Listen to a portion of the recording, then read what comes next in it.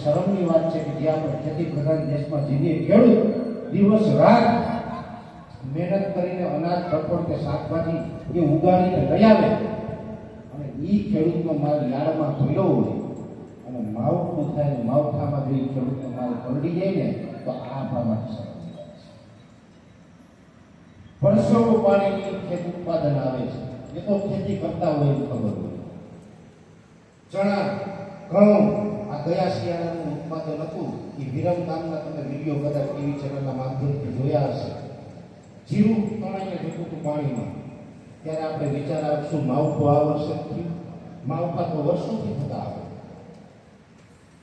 ખેતી પ્રધાન દેશની અંદર ખેડૂતોનો માલ સાચવવા માટે જો યાર્ડમાં વ્યવસ્થા ન હોય ને તો આનાથી દુઃખની વાત જ થઈ જાય.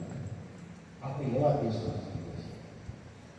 એવા દેશમાં જીવીએ છીએ કે જ્યાં કિસાન જે વસ્તુનો વપરાશ કરે એ પાણીની મોટર વાપરે, એ ખાતર વાપરે, એ દવા વાપરે, એ બિયારણ વાપરે, એ ઓપનેર વાપરે, એ પાણીની લાઈન વાપરે, એ ઇરિગેશનના જે કંઈ સાધનો વાપરે, જેટલો પણ ખેડૂત વપરાશ કરે ને એ બધી કંપનીઓના માલિક કરો વિચાર કરો છે ને. ગમે એ દવાની કંપનીઓનો કોઈ ભૂખે નથી મળતા, બધા કરો છો. ગમે એ પાણીની મોટર બનાવતી કંપની એનો માલિક કરો. આ પૈસા કોની પાસે? આ પૈસા એની પાસે આવ્યા ક્યાંથી? તમારી મારી પાસેથી, ખેડૂત પાસેથી આ પૈસા ક્યાંથી?